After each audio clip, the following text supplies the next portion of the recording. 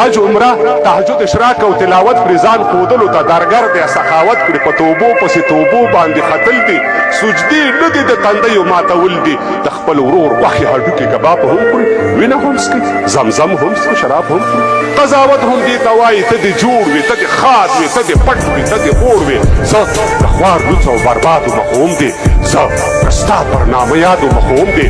زه له هغې در په در خاورې په سر یم ته د عمر وفادار زه دې نوکر یم زه خو ستا د سر ساتونکی څوکیدار یم زه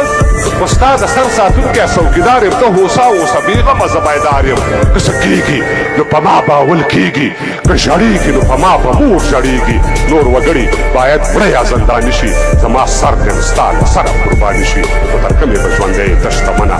له خطره خالي نه ده سرخندنه که وېرېږي نو په کور کښېنې دننه بیا هم مننه کوم